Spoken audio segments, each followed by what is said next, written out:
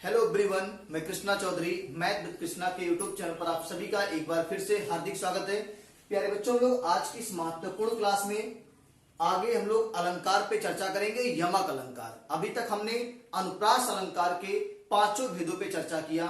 आज की इस महत्वपूर्ण क्लास में प्यारे बच्चों, हम लोग यमक अलंकार पे बात करेंगे। यमक अलंकार क्या होता है, ये बहुत आसानी से आपको आज सिखा देंगे। आपको इतने सारे एग्जाम्पल देंगे कि आपको सारा का सारा कॉन्सेप्ट क्लियर हो जाएगा। वीडियो को अंत तक देखिएगा, शुरू से आखिरी तक एक एक उदाहरण बहुत इंपॉर्टेंट रहेगा। ठीक है, इस पे हम लोग बाद में प्रैक्टिस स्टडी भी कर लेंगे अच्छे से। उसके बाद एग्जाम की सारी संभावनाएं खत्म हो जाएंगी जहां से सवाल बनते हैं।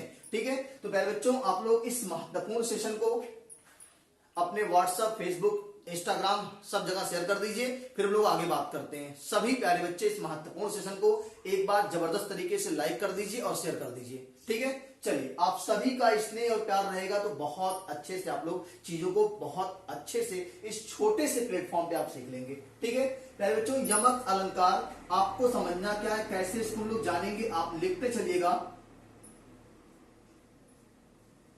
यमक का अर्थ है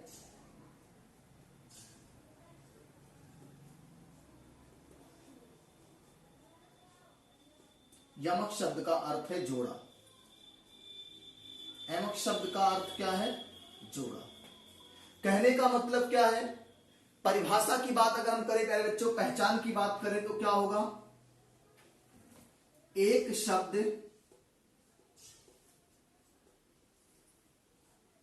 दो या दो से अधिक बार आए, दो या दो से अधिक बार आए।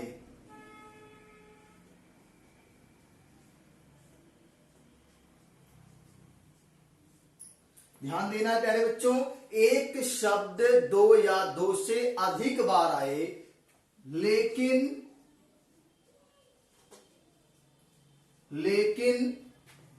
अर्थ अलग अलग हो। अर्थ अलग अलग हो, वहां पे प्यारे बच्चों यमक अलंकार होता है। परिभाषा आप जान लीजिएगा कि एक शब्द दो या दो से अधिक बार आएगा लेकिन हर बार अर्थ अलग अलग होगा प्यारे बच्चों, वहां पे क्या होगा? यमक अलंकार होगा। उदाहरण बात करेंगे, सबसे ज्यादा पॉपुलर उदाहरण जो आपका है, फेमस उदाहरण जो है, प्रसिद्ध उदाहरण जो है, कनक कनकते सौगुनी मादकता अधिकाय वा खाए बौराए जग या पावे बौराए। तो हम लोग इस उदाहरण को यहां पे लिखते हैं बहुत अच्छे से। आप पहले इतनी बातों को नोट कर लीजिए, फिर हम बात करते हैं उदाहरण पे कैसे। इसको आप नोट कर लीजिए, पूरा स्क्रीनशॉट ले लीजिए। चलिए प्यारे बच्चों, हम लोग अब इस पे उदाहरण करते हैं। बहुत पॉपुलर उदाहरण पहले करते हैं। फिलहाल अभी इतना आसान एग्जाम्पल उदाहरण नहीं आता पेपर में। ठीक है, देखो, कनक कनक ते सौगुनी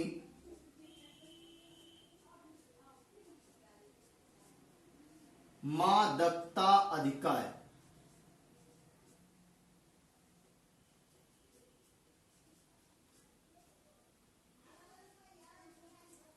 कनक कनक ते सौगुनी मादकता अधिकाय वा खाए बौराए जग वा खाए बौराए जग या पाए बौराए। प्यारे बच्चों, बहुत ही प्यारा सा उदाहरण दिया हमने, ध्यान दीजिएगा आप। कनक कनक ते सौगुनी मादकता अधिकाय वा खाए बौराए जग या पाए बौराए। प्यारे बच्चों, हम लोग कैसे जानेंगे कि यहाँ पे यमक अलंकार है कहां? तो प्यारे बच्चों, पहली पंक्ति में आप देखिए यमक अलंकार है। कैसे पहचानेंगे? देखो, इस कनक का जो अर्थ है, मैं इसको उदाहरण मिटा रहा हूं यहां पे। देखो, इस कनक का प्यारे बच्चों जो अर्थ है वो आपका है, इसका जो अर्थ है प्यारे बच्चों वो धतूरा है। पहले वाले कनक का क्या अर्थ है प्यारे बच्चों? धतूरा है।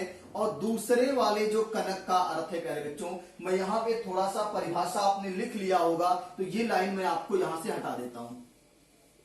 दूसरे वाले कनक का अर्थ है प्यारे बच्चों सोना, स्वर्ण आभूषण वाला जो सोना है, सोना।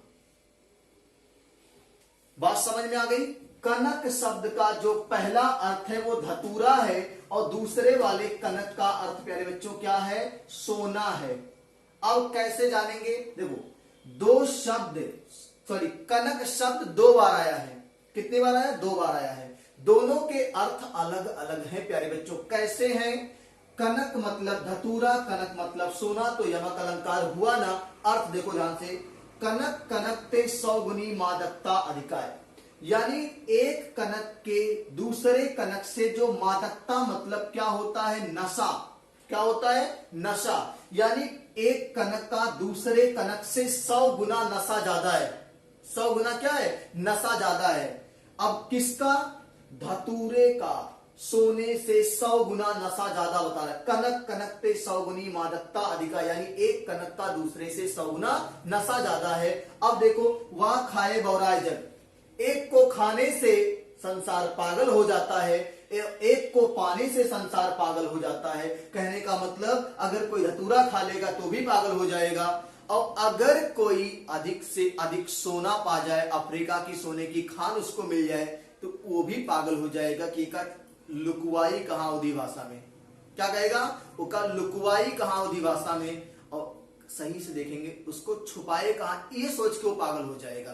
तो यहां पे आपको प्यारे बच्चों यमक अलंकार का बहुत ही प्यारा सा एग्जांपल देखने को मिला। आगे हम लोग और एग्जांपल्स करेंगे, पहले आप इतने का स्क्रीनशॉट लीजिए, फिर हम लोग आगे बात करते हैं। चलिए प्यारे बच्चों, हमने एक उदाहरण सीखा, कनक कनकते 100 गुनी मादकता अधिकाय, वा खाए बौराए जग या पाए बौराए। अब आगे बात करेंगे, दूसरे और तीसरे उदाहरण पे आते हैं। क्या कह रहा है, 3 बेर खाती थी वो 3 बेर खाती है। सभी प्यारे बच्चों बताओ यहां पे यमक अलंकार कहां है, 3 बेर खाती थी। यहां देखो बेर शब्द आया ना, फिर यहां भी बेर शब्द आया। 3 बेर खाती थी वो 3 बेर खाती है। पहले वाले बेर का मतलब प्यारे बच्चों फल,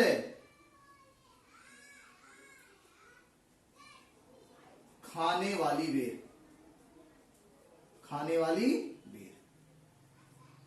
आपने देखा होगा ना, शिवरात्रि आ रही है, महाशिवरात्रि, तो उसमें गन्ना, बेल, बेलपत्र और बेर, ये आपका सब भगवान शंकर को अर्पण किया जाता है। तो वो जो एक बेर की बात हो रही है, वो फल वाली बात हो रही है। किसकी बात हो रही है, खाने वाली बेर की बात हो रही है, जिसको गांव के अवधी भाषा में बैर कहते हैं। क्या कहते हैं बच्चों, बैर कहते हैं। मैंने बहुत सुंदर सा एक लेख पढ़ा था कि आजकल पेड़ों पर लगी बेर ये सोचकर दुखी हो जाती है, अपने आप पक के गिर जाती है, क्योंकि आजकल के जो बच्चे हैं जो ढेला मार के उसको तोड़ते थे, वो अब मोबाइल में बिजी हैं। पहले क्या था, अगर बेर का पेड़ लगा है गांव के आसपास, तो उसमें अगर छोटा छोटा रहे, कच्चा पक्का, बच्चे नोच डालते थे।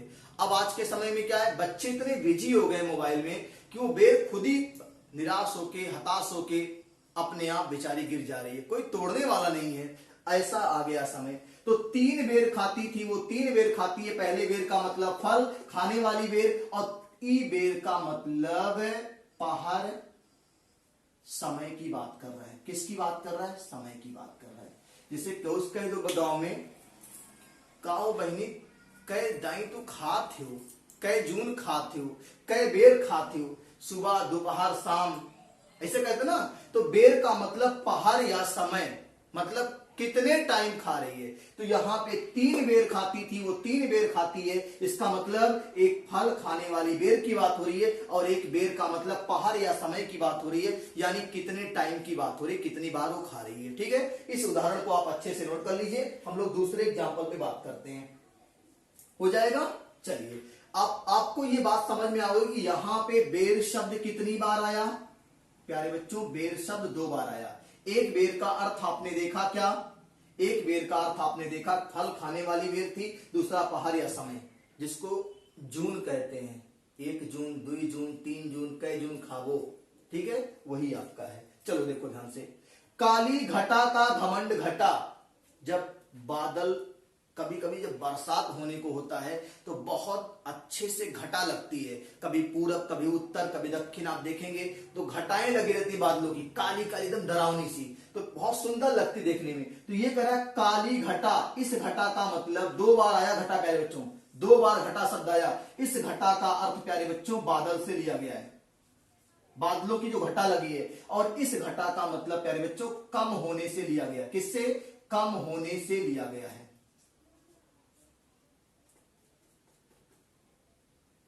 इस घटा का मतलब कम होने से लिया गया। यानी कह रहा है कवि कि काली घटा का घमंड घट गया, यानी जो काली काली घटाएं लगी थी उसका अहंकार कम हो गया। उसका अहंकार क्या हो गया? घमंड क्या हो गया? कम हो गया। तो घटा शब्द दो बार आया, दोनों के अर्थ अलग अलग है प्यारे बच्चों, तो यमक अलंकार होगा। दोनों उदाहरण का स्क्रीनशॉट लीजिए और आगे इसी तरह के उदाहरण पे फिर से बात करते हैं आपसे। चलिए प्यारे बच्चों, अगर आपको क्लास समझ में आ रही है, अच्छी लग रही है, तो आप लोग एक बार फिर से वीडियो को लाइक कर लीजिए, जो लोग लाइक नहीं किए हैं, और वीडियो को अधिक से अधिक शेयर कर दीजिए। बहुत ही महत्वपूर्ण क्लास है और आप देख रहे हैं कितने आराम से आपको मैं चीजों को सिखा रहा हूं। इतना टाइम लेके आपको बता रहा हूं कि आप चीजों को एक बार समझ जाएंगे, उसके बाद तो आप यूं चुटकियों में हल करेंगे जहरीले ट्रिक से। ठीक है, देखो बच्चों, अगला उदाहरण हमने लिया है, 3 हो गया था, ये चौथा है और ये 5वां है। क्या कह रखा है? जेते तुम तारे तेते, जेते तुम तारे तेरे नभ में ना तारे हैं। जेते तुम तारे तेरे नभ में ना तारे हैं। प्यारे बच्चों, यहां देखो तारे शब्द एक बार यहां आया और एक बार तारे शब्द प्यारे बच्चों यहां आया है, और दोनों के अर्थ अलग अलग हैं। कवि ईश्वर की प्रार्थना कर रहा है, ईश्वर की प्रशंसा कर रहा है। कैसे कर रहा है? देखो, जेते तुम तारे, इसका मतलब प्यारे बच्चों उद्धार करना। पहले तारे का मतलब क्या? उद्धार करना।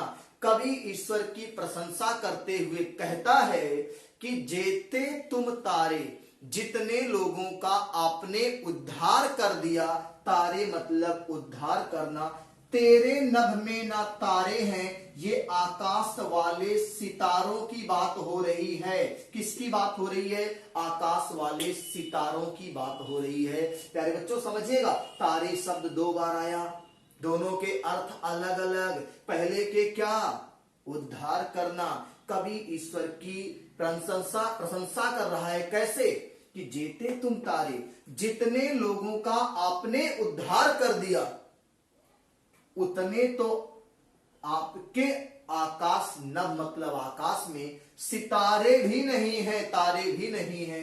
बताओ बात समझ में आई कि नहीं आई? दोनों के अर्थ अलग अलग है ना। ये आकाश वाले सितारों की बात हो रही है। ठीक है, चलो अगले उदाहरण पे आते हैं। तेरी बरछी बरछी ने, तेरी बरछी ने बरछीने हैं खलन के। कितना प्यारा सा उदाहरण। तेरी बरछी ने बरछीने हैं खलन के। कितना आसान और बहुत ही प्यारा सा उदाहरण। तेरी बरछी ने, देखो प्यारे बच्चों, इसको ऐसे पढ़िएगा बरछी ने, इसको ऐसे पढ़िएगा, स्पष्ट अर्थ आपको हो जाएगा। तेरी बरछी ने बरछीने हैं, इसको ऐसे पढ़िएगा। बरछीने बरछीने दो बार आया ना, दोनों के अर्थ अलग अलग। ई बरछीने मतलब तलवार ने, बरछी मतलब तलवार ने। ध्यान दीजिएगा, इस बरछी का मतलब प्यारे बच्चों क्या आएगा? इस बरछी का मतलब आए, बरछी ने का मतलब आया तलवार ने, और इस वर का मतलब वर छीनना। वर मतलब सुहाग, वर मतलब क्या? सुहाग। जब शादी होती है ना तो लिखा होता है वर पक्ष वधु पक्ष, तो वही वाला वर है, सुहाग छीनना। ध्यान से मेरी बात सुनिएगा।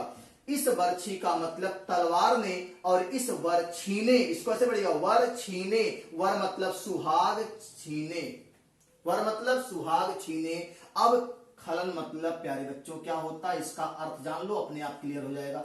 खलन मतलब शत्रु, खलन मतलब शत्रु। अब इसमें क्या कह रहा है कवि? क्या कह रहा है कि तेरी तलवार ने, शत्रुओं के पक्ष के सुहाग को छीन लिया है। कितना कवि ने पिरोया हुआ लाइनों में अलंकार को। तेरी बर्छी ने मतलब तेरी तलवार ने, वीरों की प्रशंसा हो रही है, तेरी तलवार ने शत्रु पक्ष के सुहाग को यानी वर को छीन लिया है। किसी का पति मारा गया रणभूमि में, वही कवि कह रहा है कि तेरी तलवार ने शत्रु पक्ष के वर यानी सुहाग को छीन लिया है। अब बताओ, वर्षी ने दो बार आया ना, दोनों के अर्थ अलग अलग हुए कि नहीं हुए? आप बता दो एक बार कमेंट करके, क्लास समझ में आ रही कि नहीं आ रही है। बहुत जबरदस्त तरीके से आप इसको शेयर कर दीजिए, बहुत मजा आने वाला है। अभी आगे और प्यारे प्यारे से एग्जाम्पल है बच्चों, इनको आप स्क्रीनशॉट लीजिए, फिर बात करते हैं हम लोग।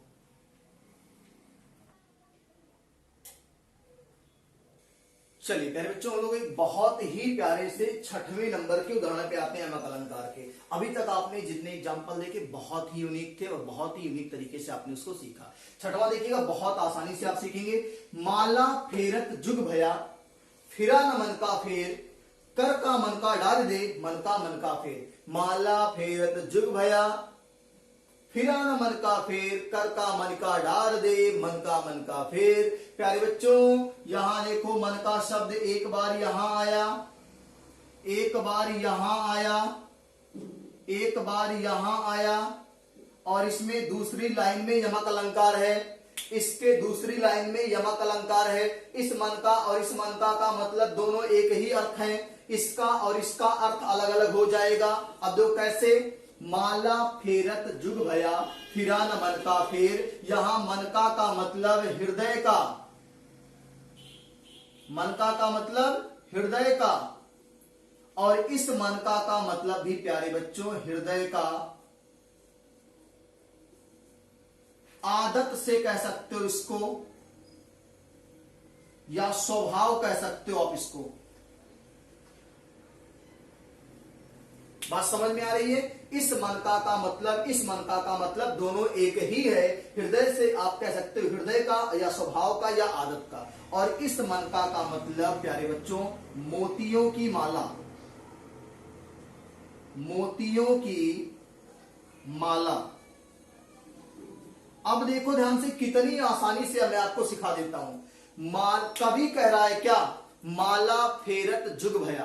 कभी कह रहा है, देखो आप कभी देखे होंगे, जो बुजुर्ग आदमी होंगे घर में माला जपते हैं, ऐसे ऐसे मोतियों करते हैं ना, ऐसे देख माला जपते हैं, तो वो क्या है? माला फेरत जुग भया, यानी माला फेरते फेरते युगों बीत गया, कई युग बीत गया, माला फेरते फेरते युगों बीत गया। फिरा न मन का फेर, फिर भी आपके मन का जो, हृदय का जो, स्वभाव का जो आदत था वो नहीं बदला।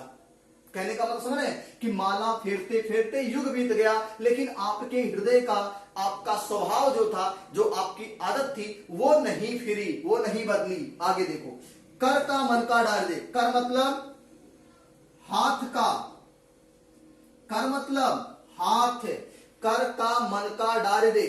अब कवि कह रहा है क्या?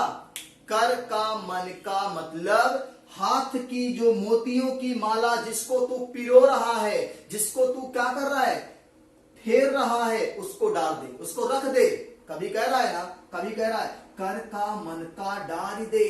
कभी कह रहा है कि हाथों में जो तू मोतियों की माला, ये मन का मतलब मोतियों की माला, ये जो तू मोतियों की माला लेके हाथों में फेर रहा है ना, इसको नीचे रख दे, इसको छोड़ दे।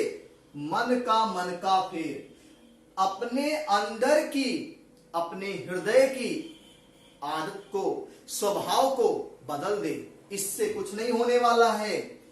हाथों के मोतियों की माला जो फिर आप पिरो रहा है, जो फेर रहा है, उसको रख दे, छोड़ दे। अब क्या कर रहे?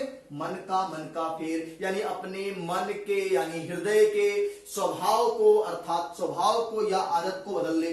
बात समझ में आ रही है? तो दो बार मन का आया, दोनों के अर्थ अलग है। एक बार मोतियों की माला, एक बार हृदय का या स्वभाव का या आदत का। ठीक है, बात समझ में आ रही है? इसका स्क्रीनशॉट लीजिए, हम लोग आगे बात करते हैं अगले एग्जाम्पल पे।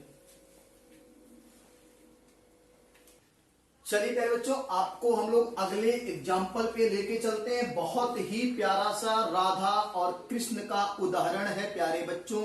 आइए देखते हैं क्या इसमें बात हुई है, कहां पे यमक अलंकार है।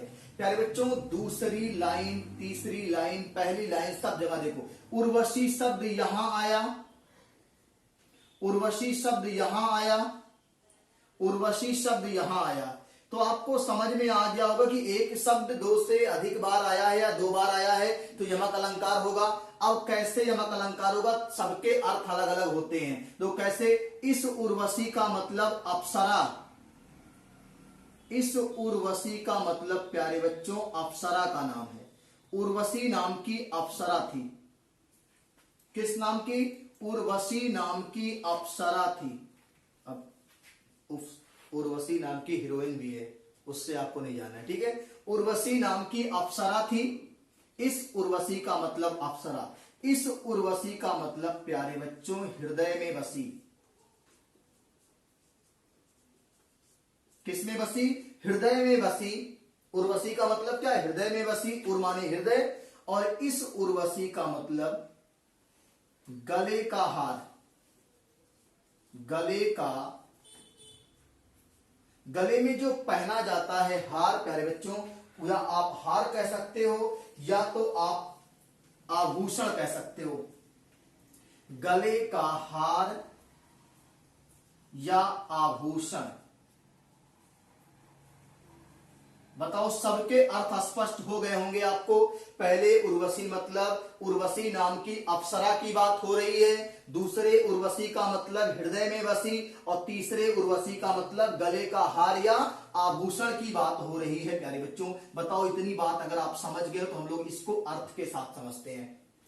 तव पर वारो उर्वशी, श्री कृष्ण राधा से क्या कह रहे हैं, ध्यान सुनिएगा। श्री कृष्ण राधा से क्या कह रहे हैं? तव पर वारो उर्वशी, मैं तुम्हारे लिए उर्वशी नाम की अप्सरा को भी छोड़ सकता हूं, न्यौछावर कर सकता हूं तुम्हारे ऊपर।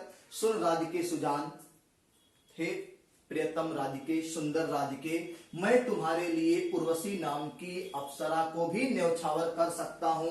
तू मोहन, मोहन का मतलब हम ही से तो है, मोहन का मतलब हम ही से तो है। तो यहां पे मोहन का मतलब कृष्ण से है, और कृष्ण भगवान कह रहे हैं कि हे राधिके, मैं तुम्हारे ऊपर अप्सरा का भी न्यौछावर कर सकता हूं, क्योंकि तू मोहन के उर्वशी, तू मोहन के हृदय में बसी हुई है। किसके? कृष्ण के हृदय में बसी हुई है। हवे उर्वशी समान, हवे मतलब है, हवे मतलब है, किसके समान? उर्वशी समान, मतलब तू गले का हार यानी आभूषण की तरह सुंदर है। जैसे गले में हार पहनते ना तू हृदय पे रखा रहता है, वैसे ही भगवान श्री कृष्ण कह रहे हैं राधिका से कि तू मोहन के हृदय में बसी हुई है। किसके समान? गले का हार या आभूषण के समान। इसीलिए मैं तुम्हारे लिए उर्वशी नाम की अप्सरा का भी तुम्हारे ऊपर न्यौछावर कर सकता हूं। तो देख लो ध्यान से, उर्वशी शब्द 3 बार आया, 1 2 3, एक में अप्सरा, एक में हृदय में, और एक में आभूषण या गले का हार। बोलो बात समझ में आ रही कि नहीं आ रही? अगर प्यारे बच्चों बात समझ में आ रही है तो आप एक बार जबरदस्त तरीके से सेशन को लाइक कर दीजिए, और आप इस महत्वपूर्ण सेशन को पूरा फैला दीजिए अपने व्हाट्सएप, फेसबुक, इंस्टाग्राम, सब जगह इसको पहले शेयर करिए, फिर आगे बढ़िए। आप लोग पहले शेयर करिए, फिर हम आगे बताएंगे अगला उदाहरण। जब तक आप शेयर नहीं करेंगे तब तक हम लोग अगला उदाहरण नहीं पढ़ेंगे। आज आप जरूर शेयर करेंगे और हम लोग अगला एग्जाम्पल जरूर पढ़ेंगे। आप नोट कर लीजिए, स्क्रीनशॉट लीजिए इसका।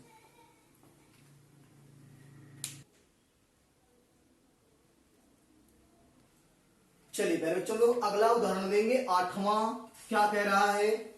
कहे कभी बेनी बेनी ब्याल की चुराए लेनी। सभी प्यारे बच्चों बताओ यहाँ पे यमक अलंकार कहाँ है? कहे कभी बेनी बेनी ब्याल की चुराए लेनी। प्यारे बच्चों देखो, बेनी शब्द 2 बार आया ना।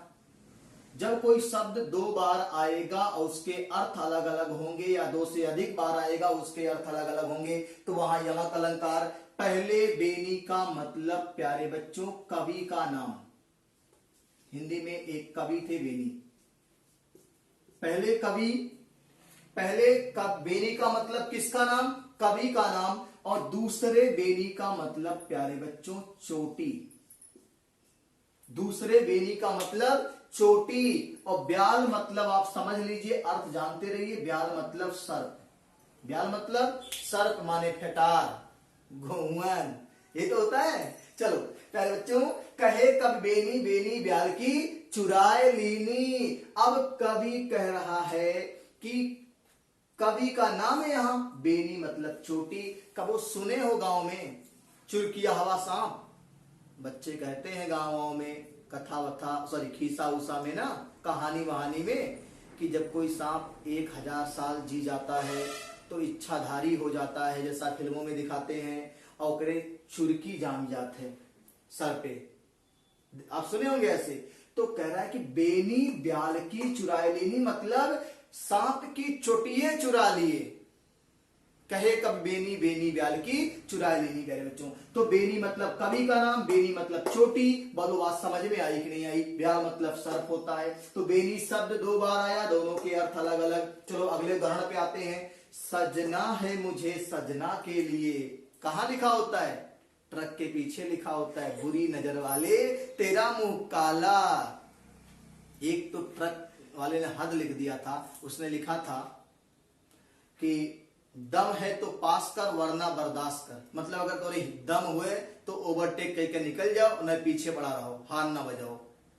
बात समझ में आ रही है? एक ने लिखा था ट्रक के पीछे क्या, 50-60 चलोगे तो मिलेंगे बार बार, 80-100 चलोगे तो मिलेंगे हरिद्वार। कितना शानदार उसने संदेश दिया था अपने पीछे वालों को। ठीक है, तो प्यारे बच्चों जैसे और कई जगह आप देखें ध्यान से, ऐसे कई कोटेशन लिखे होते हैं, मजा आया था सुन के, देख के, पढ़ के। लिखा था एक ने, एक ट्रक वाले ने लिखाया था पीछे, सावन को आने दो। ध्यान सुनिएगा, एक ट्रक वाले ने पीछे लिखवाया था सावन को आने दो। दूसरा ट्रक वाला पीछे से लाके ठोक दिया, धक्का दे दिया उसको, भिड़ा दिया उसमें। और उसके आगे क्या लिखा था उस पर आप गौर करिएगा। जो ट्रक वाले ने उस ट्रक वाले को ठोका था जिसमें लिखा था सावन को आने दो, उसमें जब लाके दूसरे ट्रक ने टक्कर मारी तो उस ट्रक के आगे लिखा था आया सावन झूम के। भाई क्या गलती उसकी, उसने लिखा सावन को आने दो, उसने कहा आया सावन झूम के, दोनों में भिड़ंत हो गई। चलिए प्यारे बच्चों, तो अगले उदाहरण पे आते हैं। सजना है मुझे सजना के लिए, क्या है यहां सजना मतलब सिंगार की बात हो रही है। प्यारे बच्चों किसकी बात हो रही है? सिंगार की बात हो रही है। और ई सजना का मतलब पति की बात हो रही है। किसकी बात हो रही है? पति की बात हो रही है। सजना है मुझे सजना के लिए, इस सजना का मतलब श्रृंगार, और इस सजना का मतलब साजन चले ससुराल वाले सजना है। ठीक है प्यारे बच्चों, तो ये देखो सजना शब्द 2 बार आया, एक बार यहां आया, एक बार यहां आया। दोनों के अर्थ अलग अलग हुए कि नहीं हुए आप नोट कर लीजिए। अगले उदाहरण पे आते हैं। हरि हरि रूप दियो नारद को, इसका बहुत ही प्यारा सा कथा है। हरि हरि रूप दियो नारद को। अब जानते हैं प्यारे बच्चों, एक बात आपने कथा सुनी होगी, एक बार नारद भगवान आए किसके पास? हरि मतलब विष्णु भगवान के पास। किसके पास? हरि मतलब कहते हैं हरि नारायण, विष्णु भगवान के पास आए तो उन्होंने क्या कहा कि हमें हरि का रूप दे दीजिए, मतलब अपने जैसा रूप दे दीजिए। उन्होंने नहीं कहा कि आप हमको विष्णु भगवान बना दीजिए, उन्होंने कहा हमें हरि का रूप दे दीजिए, मतलब अपने जैसा रूप दे दीजिए। हमें सबसे सुंदर कन्या से विवाह करना है संसार में। तो भगवान क्या, देखो भगवान, भाई भगवान ठहरे, उन्होंने क्या किया? हरि हरि रूप दियो नारद। उन्होंने कहा हरि का रूप ले लीजिए, और हरि का मतलब उन्होंने बंदर का रूप दे दिया। किसका रूप दे दिया? बंदर का रूप दे दिया। और इस हरि का मतलब विष्णु भगवान से। किससे प्यारे बच्चों? हरि हरि रूप दियो नारद को। तो प्यारे बच्चों ये कथा आप जरूर सुनिएगा, आप YouTube पे सर्च करेंगे तो हो सकता है आपको मिल जाए कि जब नारद भगवान विष्णु भगवान के पास आए थे, उन्होंने कहा क्या कि हमको हरि का रूप दे दीजिए। उन्होंने हरि का रूप तो दिया, लेकिन किस रूप में? बंदर के रूप में दे दिया। किस रूप में? बंदर के रूप में दे दिया। प्यारे बच्चों बात समझ में आ रही है? नोट कर लीजिए इसको।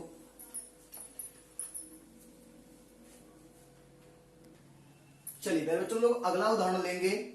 वहां पे आपने क्या लिखा था? जैसे हरि हरि रूप दियो नारद को, मतलब क्या था कि भगवान विष्णु ने नारद भगवान को बंदर का रूप दे दिया। उन्होंने उनसे मांगा था कि आप हमको हरि बना दीजिए, तो उन्होंने हरि बना दिया, बंदर बना दिया। देखो ध्यान से, यहाँ पे सूर सूर तुलसी सजी उदगन केशोदास और कवि खद्दोत सम जहां तहां करत प्रकाश। पहले बच्चों यहाँ पे सूर्य शब्द 2 बार आया है। कितनी बार आया? 2 बार आया है, और दोनों सूर्य के अर्थ अलग अलग हैं। देखो ध्यान से, पहले सूर्य का मतलब प्यारे बच्चों सूरदास से है। पहले सूर्य का मतलब किससे? सूरदास के गुरु का नाम वल्लभाचार्य। सूरदास जर्मान थे। सूरदास के गुरु का नाम वल्लभाचार्य। वात्सल्य रस का सम्राट अगर किसे कहा गया तो सूरदास को कहा गया। अष्ट छाप का जहाज किसे कहा गया? सूरदास को कहा गया। कितनी बातें देखो, अष्ट छाप का जहाज कहा गया तो सूरदास, वात्सल्य रस का सम्राट कहा गया तो सूरदास। बात समझ में आ रही? अब आ जाओ, देखिए सूरदास, सूर सूर, पहले सूर का मतलब सूरदास और दूसरे सूर्य का मतलब होगा प्यारे बच्चों सूर्य। क्या होगा? सूर्य। अब यहां पे कवि कह रहा है, किस परिप्रेक्ष्य में कह रहा है कवि? जब बात आएगी श्रृंगार और वात्सल्य की, जब हिंदी काव्य में बात उठेगी श्रृंगार और वात्सल्य की प्यारे बच्चों, तो कवि कह रहा है कि सूरदास को सूर्य की श्रेणी में रखा जाएगा। सूरदास किसके समान है? सूर्य के समान है, प्रकाशमान है। तुलसीदास शशि माने चंद्रमा के समान है। शशि माने चंद्रमा के समान है, तुलसीदास चंद्रमा के समान है। लेकिन यहाँ पे यमक अलंकार है, बाकी तो आप अर्थ समझ रहे हो खाली। यहाँ यमक अलंकार, सूर मतलब सूरदास, सूर मतलब सूर्य, एक शब्द 2 बार आया, दोनों के अर्थ अलग अलग हैं। और बात उदगन मतलब उदगन केशवदास, ये मतलब तारों की बात हो रही है। तारों के समान कौन है? केशवदास। सूर्यदास सूर्य के समान, तुलसी चंद्रमा के समान, तारों के समान केशवदास है। बाकी कवि खद्दोत माने जुगनू। खद्दोत माने जुगनू, जो गांव में धीरे धीरे जलता है ना, कभी कहते हैं कान में ना घुस जाए, तो वो तो। और कवि जो आज के कवि हैं वो जुगनू के समान है। किसके समान है? जुगनू के समान है। जहां तहां करत प्रकाश, कहीं कहीं प्रकाश कर रहे हैं, जहां तहां प्रकाश कर रहे हैं। तो प्यारे बच्चों, यहां पे आपका यमक अलंकार है। सूर्य शब्द 2 बार आया है। पहले का अर्थ सूरदास, दूसरे का अर्थ सूर्य। और यहां पे देख लो, बाकी आपने अर्थ समझ लिया हुआ है। कहने का मतलब सूरदास सूर्य के समान है, तुलसीदास चंद्रमा के समान है, केशवदास तारों के समान है, और आज के जो कवि हैं बाकी वो जुगनू के समान है, जहां तहां प्रकाश कर रहे हैं। तो प्यारे बच्चों, यहाँ पे फोकस करिएगा, यहाँ पे आपका यमक अलंकार है। नोट कर लीजिए। अगले महत्वपूर्ण उदाहरण पे हम लोग आते हैं फिर से, और आप लोग वीडियो को अधिक से अधिक प्यारे बच्चों नोट कर लीजिए। इतना शानदार क्लास आपको मिला एक प्लेटफॉर्म पे, कितना अच्छे से नोट कर लीजिए, फिर बात करते हैं। चलिए प्यारे बच्चों, लोग अगले महत्वपूर्ण उदाहरण पे बात करेंगे। 4 उदाहरण और आपके लिए गए हैं। हरि बोले हरि सुने, कौन सा अलंकार होगा प्यारे बच्चों? आप सभी लोग अब आप बताएंगे कमेंट करके कौन सा अलंकार होगा। हरि बोले हरि सुने प्यारे बच्चों, तो हरि शब्द 2 बार आया, और जब कोई शब्द 2 या 2 से अधिक बार आएगा उसके अर्थ अलग अलग होंगे, तो यमक अलंकार। अब यहां पे हरि का मतलब पहले प्यारे बच्चों मेढक है। पहले हरि का मतलब क्या है? मेढक है। और दूसरे हरि का मतलब प्यारे बच्चों सांप से लिया गया है, सर्प से लिया गया है। तो कह रहा हरि बोले हरि सुने, मतलब मेढक बोलेगा और सांप सुनेगा, और जब सुनेगा तो पहुंच जाएगा भोजन के लिए। जब मेढक बोलेगा सांप सुनेगा तो सांप पहुंच जाएगा उसके पास भोजन खाने के लिए। तो प्यारे बच्चों, यहाँ पे पहले हरि का मतलब मेढक, दूसरे हरि का मतलब सर्प। हरि बोले हरि सुने मतलब मेढक बोले और सांप सुने, और सांप उसको खाने के लिए पहुंच जाएगा। आगे आ जाओ। खग कुल कुल सा बोल रहा है। प्यारे बच्चों, यहां खग कुल मतलब पंछियों के परिवार की बात हो रही है। किसकी बात हो रही है? खग मतलब पंछी, परिवार, कुल मतलब परिवार। और यहां कुल कुल से मतलब आप देखो कुल कुल शब्द आया है ना, यहां पे चहचहाना, चिड़ियों का चहचहाना, 2 बार आया। देखो कुल कुल कुल 2 से अधिक बार आ गया ना, तो पहले वाले प्यारे बच्चों कुल का मतलब परिवार है, खग कुल मतलब पंछियों का परिवार। कुल कुल सा बोल रहा है मतलब चाचहा, क्या हो रहा है? चाचहाना हो रहा है, मतलब वो चाचहा रहे हैं, आवाज कर रहे हैं, तो पंछियों के परिवार का चाचहाना बता रहा है, बोल रहा है। ठीक है प्यारे बच्चों, एक बार यहां आया, एक बार यहां आया, एक बार यहां आया, और आप देखो पहले कुल का मतलब परिवार, दूसरे कुल का मतलब चाचहाना। ठीक है आगे आ जाते हैं। लहर लहर कर यदि चूमे तो किंचित विचलित मत होना। लहर लहर कर यदि चूमे किंचित विचलित मत होना। प्यारे बच्चों आप लोग बताइए यहां पे कहां पे आपको यमक अलंकार दिखाई देगा? तो प्यारे बच्चों यहां ध्यान दीजिए, यह आपने नोट कर लिया होगा। अगर ऊपर वाला आपने नोट कर लिया प्यारे बच्चों, तो मैं यहां पे इसको हटा देता हूं, फिर मैं यहां लिख देता हूं, ये मिटा दे रहा हूं। ठीक है, खग कुल कुल सा बोल रहा है, मतलब पंछियों का परिवार चाचहा रहा है। ठीक है आगे आ जाते हैं, अगले हम लोग इसको मिटा के और इसी पे हम लोग इसको समझा देते हैं कैसे इसको जानना है। देखो लहर लहर मतलब प्यारे बच्चों, ई लहर का मतलब तरंग। किसकी बात हो रही है? तरंग। किसकी बात हो रही है? तरंग। और इस लहर का मतलब आप लोग कमेंट करके बताओ, क्या इसके अर्थ से आप समझिएगा, अर्थ से समझिएगा। लहर का मतलब आपको समझना है। लहर लहर कर यदि चूमे तो किंचित विचलित मत होना, मतलब इस लहर का मतलब मचलना। मचलना कह क्या रहा है कवि? कवि कह रहा है कि लहर लहर कर यदि चूमे, अगर तरंगे आपकी तरफ मचलती हुई आपको छूना चाहे, आपकी तरफ आ रही हैं, अगर तरंगे आपकी तरफ मचलती हुई आपको छूना चाहती हैं, आपकी तरफ आना चाहती हैं, तो किंचित विचलित मत होना, यानी नाम मात्र को लिए भी आपको विचलित नहीं होना है प्यारे बच्चों। और ये आपका लहर शब्द 2 बार आया और इसीलिए दोनों के अर्थ अलग अलग हैं, इसीलिए यमक अलंकार है। पहले लहर का मतलब तरंग, दूसरी लहर का मतलब मचलना। अगला देखो, सबकी बेगम बेगम है, बहुत ही प्यारा उदाहरण।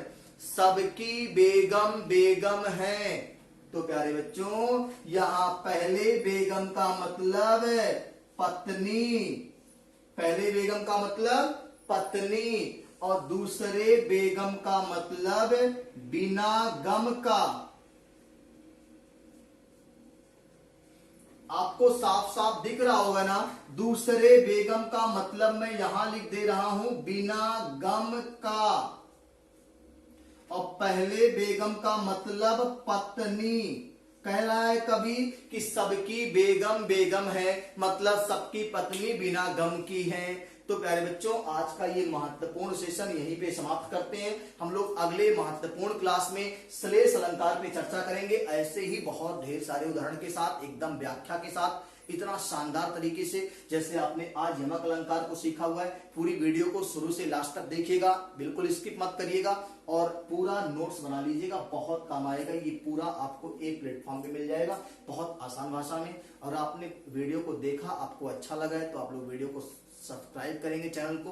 अगर आपने पहले से किया तो आपको सब्सक्राइब नहीं करना, आपने अगर नहीं किया है तो सब्सक्राइब कर लीजिए, और वीडियो को अधिक से अधिक शेयर कर दीजिए अपने व्हाट्सएप पे, फेसबुक पे, इंस्टाग्राम पे, सब जगह इसको शेयर कर दीजिए। मेरे बच्चों हम लोग फिर मिलेंगे। जय हिंद, जय भारत, स्वस्थ रहिए, मस्त रहिए, और मस्ती के साथ मैथ विद कृष्णा के यूट्यूब चैनल को पढ़ते रहिए। आपको बहुत अच्छे अच्छे कंटेंट यहाँ से मिलते रहेंगे।